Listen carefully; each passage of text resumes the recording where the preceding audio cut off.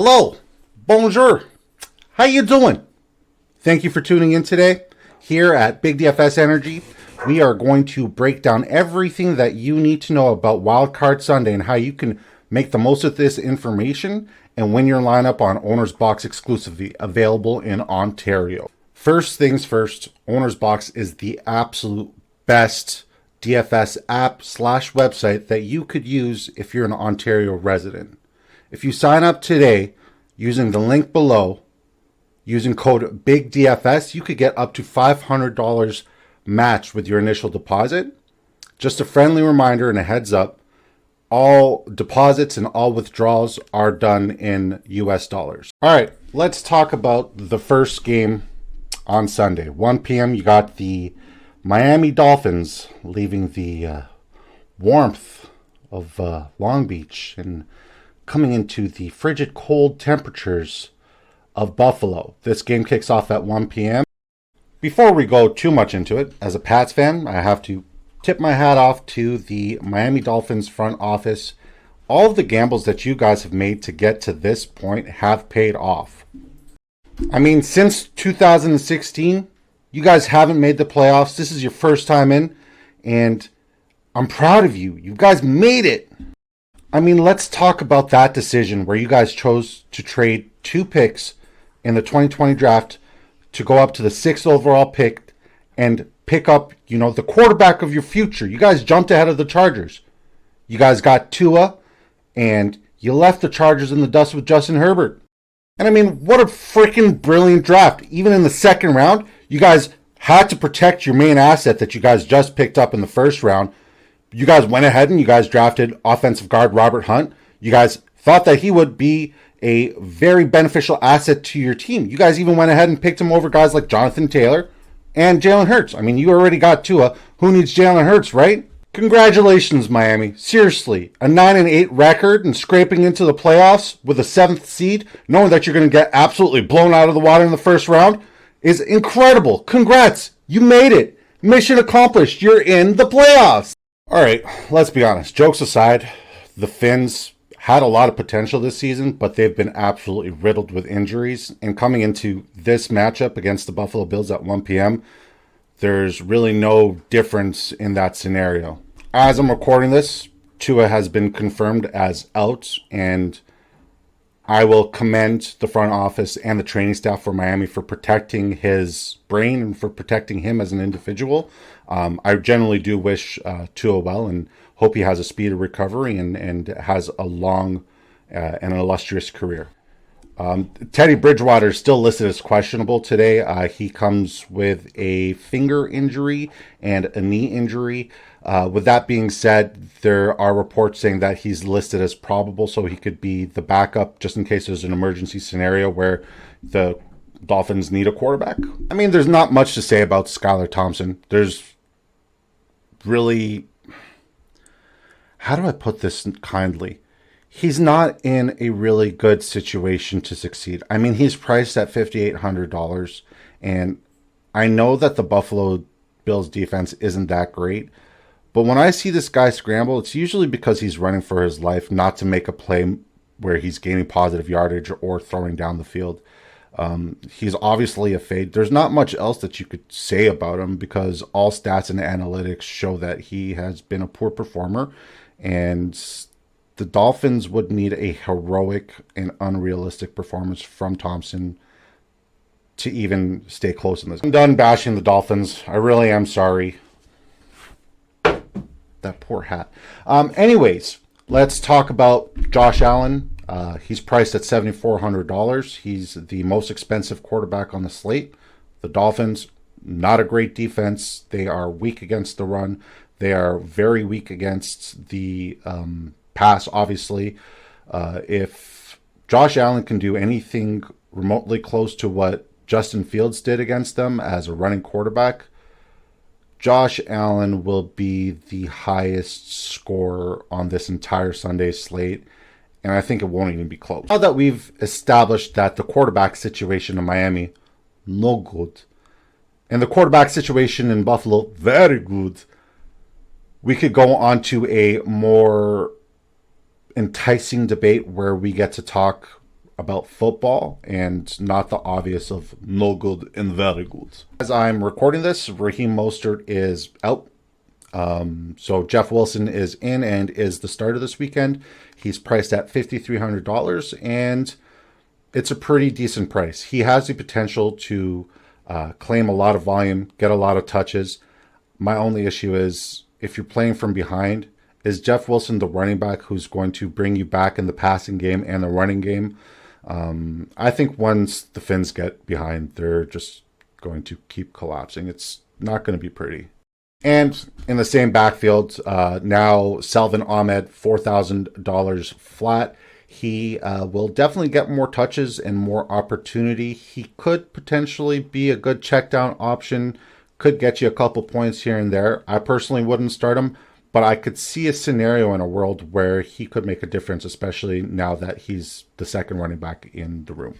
The other end, you definitely have another head scratcher situation where the price is nice. Devin Singletary is listed at $5,500, and he has an opportunity to run the clock out, get some of Josh Allen's checkdowns, make a lot of plays. The Dolphins are one of the worst teams against defending the running back's position in general, whether it be the pass or the run.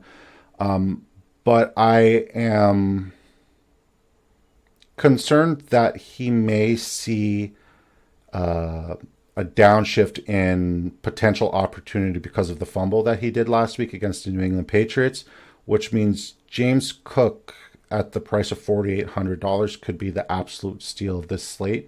I think if you're going to go with a running back in this game in general, I would highly recommend James Cook because he has more of a ceiling than all of these players combined, and there is an incredible amount of savings where you could pivot elsewhere and pay up at another position. Speaking of pay up options, let's talk about the wide receivers from the Miami Dolphins. On paper, Tyreek Hill, Jalen Waddle, they are the best duo, best tandem in football. I would fade them heavily simply because $7,200 for Tyreek Hill and $6,400 for Jalen Waddle, where Skylar Thompson is the one who's throwing the ball to you, has proven in the past that it's just a bad investment and it's a bad call.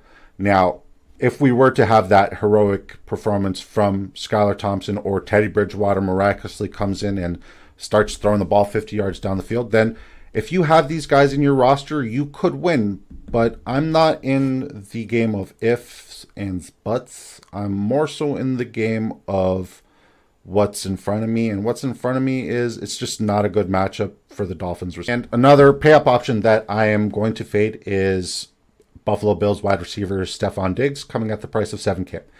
If you know me, you know I love Stephon Diggs. I tried to draft him everywhere and tried to trade him everywhere I didn't draft him. The reason why I'm fading him is Xavier Howard is going to be shadowing him everywhere he goes, and Diggs is also going to be doubled. He's going to be 100% touchdown dependent, and I'd much rather get somebody who is going to be a volume-based player than a touchdown-based player. Instead of paying up for those expensive receivers, I would pivot to Gabe Davis. He's coming at the price of $5,400, and he's going to be the sole beneficiary of Stephon Diggs receiving all the double team. Now, I know what you're going to say. Davis has been really, really disappointing, and I'm going to respond by telling you he's been disappointing not due to a lack of opportunity. He's seeing targets. It's due to him not capitalizing on the opportunity. This is turning into an Eminem song. Which brings me to my next point. Gabe Davis, he is my lock on the Sunday slate for anytime touchdown. Another lock I would have is anything under involving Mike Gesicki. He comes in at the price of $3,900, and yeah, that's enough time wasted on that guy. Now, this game, if it were to have a label, it would be to have two tight ends that everybody faded. And for Gesicki, I understand why people fade him and can't stand him. The dude's useless. But for $4,200 Dawson Knox, I don't get it. I don't understand it. I personally love him. You guys know that anytime Dawson Knox scores a touchdown in a Bills game, they win. And you think the Bills don't know that? The Bills know that. That's why they try to get him touchdowns. And that's why you should put him in your lineup for only $4,200. If you're not going to put him in at the tight end slot, at least use one of the flex spots to use him. He's last guy I'm going to mention in this game, simply because he was on the OwnersBox winning lineup last week, is $4,200 Naeem Hines. Now, I don't think he's going to take back another 2 touchdowns in the kick return game. He could get involved, but I think that was just for the Patriots. Coming into the next game, game 2, we got, surprise, surprise, New York Giants and the Minnesota Vikings facing off at 4:30 in Minnesota. This is potentially the game of the weekend. It should be a shootout, and I like shootouts because that's where slates are won. This is a very tasty QB matchup. You got $6,200 Daniel Jones, who could run and pass, mostly run though, and $6,400 Kirk Cousins, who could pass or throw picks. You never know what you're going to get with that guy. But both pose a great opportunity to get a lot of points. And I wouldn't be surprised if either one of them or both of them show up in the winning lineup from this weekend.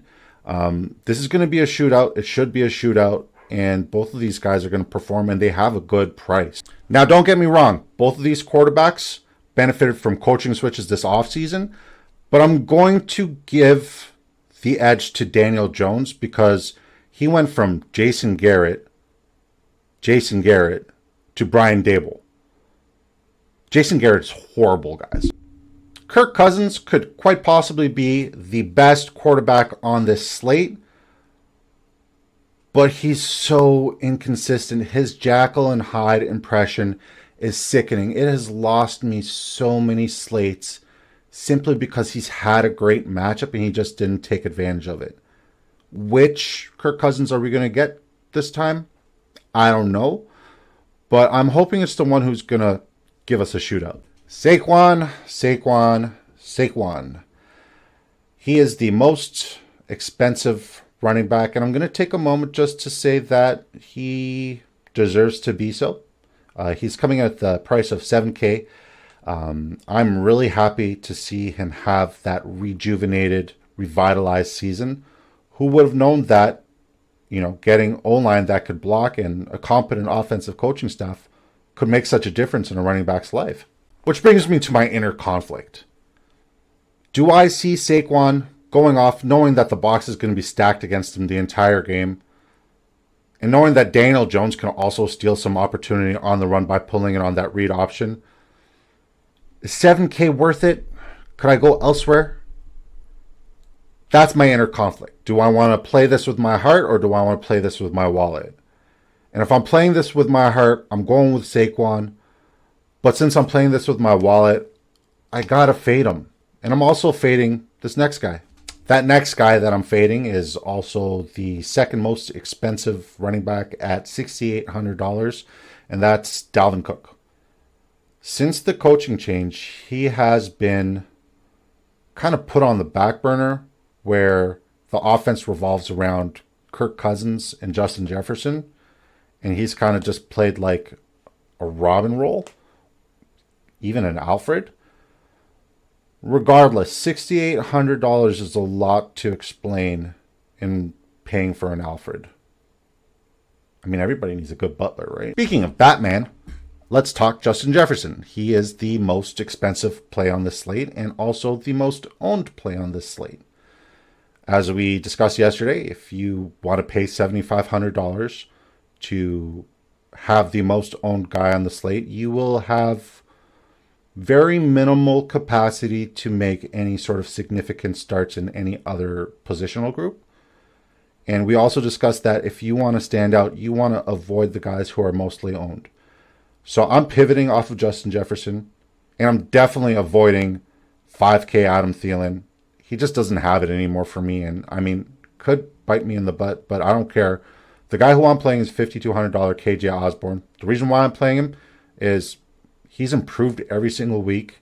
He's putting up big freaking numbers, and he is a threat to go long at any moment in time. I'm starting KJ Osborne, and I'm starting every receiver on the Giants as well. I'm serious. Other than Kenny Galladay, all these other receivers on the Giants squad should eat. It's more like a pick your poison.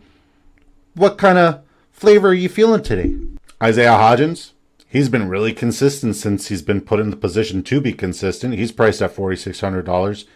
Then you got Richie James. He's priced at $4,400. He's inclined to also stomp all over Vikings fans' couches. Most expensive guy in the group is Darius Slayton. He only comes in at $4,800. And we know that we can expect in these big moments really, really, really ridiculously good-looking catches from him. If you're going to look at these defenses, both of them are freaking horrible. But they both really also suck at defending against the tight end. The only difference is Daniel Bellinger is coming off of a broken orbital bone, so all the momentum he had is gone. And the last time that these two teams faced off, TJ Hawkinson went bonkers. Now, TJ Hawkinson, he's coming in at $5,200. He's the second most expensive tight end on the slate, and I think just based on this matchup and what he did to the Giants last time, he should be the most expensive guy. So whatever you're paying for Hawkinson is a bargain. Here's why. Let's bring you back to week 16.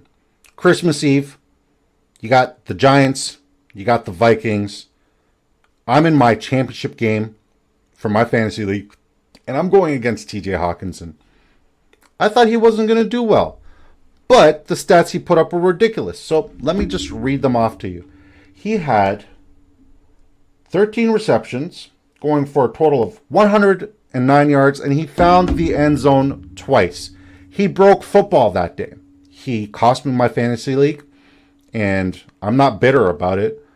I never get bitter, but I'm definitely going to expect the same result here, and he's also a must start. And that's the cool thing about 3-game slates, is you could start multiple tight ends. If you want to go with a roster build of having Dawson Knox and TJ Hawkinson, you could really build a monster of a lineup. All right, let's talk about game 3 on the slate. We'll keep this one short and sweet. 8:15 p.m. Eastern Time.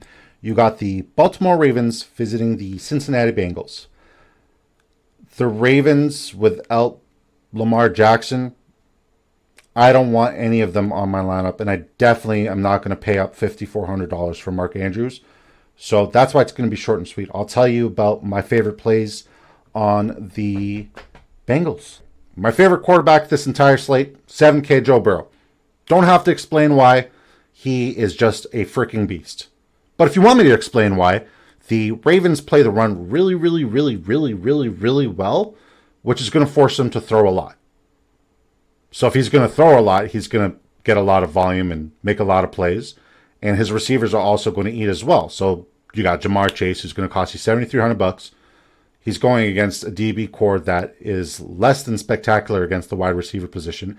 And they also like to talk that smack. And when DBs like to talk that smack to Jamar Chase likes to smack that talk out of them. Watch out, Marcus Peters. Jamar Chase is coming for you. Now, Jamar Chase coming into this matchup, as I record this video, is the lowest owned of the 4 wide receivers on the Cincinnati Bengals. The highest owned receiver being T. Higgins at $6,200. Obviously, it's a great price point. He has the exact same matchup and opportunity. But as we said, if you want to win your lineups, you definitely want to be able to stand out with unique builds like Jamar Chase.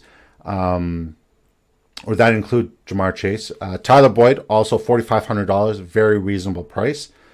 These guys are all really, really good options, and I don't think you could go wrong with any one of them. The only thing that would make a major difference is just being unique in your roster construct.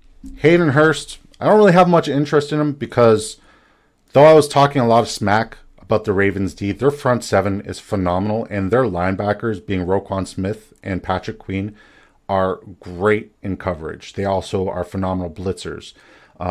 Which brings me to my next point. Joe Mixon is priced at $6,500, and he's not going to run the ball a lot. He's going to stay in, and he's going to block a lot, and I'm not ready to pay $6,500 for an O-lineman. I personally played O-line in my life, but I'm not paying that for DFS. Sorry, O-lineman. Last 2 guys I want to discuss in this matchup, Samaje Perine. He's been playing much better than Joe Mixon for the later half of the season. He's priced at $4,800 and could be a tremendous running back pivot, so you could go elsewhere and get a Jamar Chase or even a Justin Jefferson if that was what you were hoping for. And then $3,800 Trent Irwin. I don't know why he gets the ball so much, but I love the price point and I love the performance and I love the volume. And I hope it keeps coming because I'm definitely going to sneak him into a lineup or two. With that being said, that is a wrap. It's done. We finished our second episode. We have talked about Sunday football and Wildcard weekend. I don't know about you guys, but the fact that the playoffs is already here and the season's so close to being done has me a little sad. So stick with me. Like, subscribe, turn on the bell notifications whenever they come on. And let's get through this together, guys.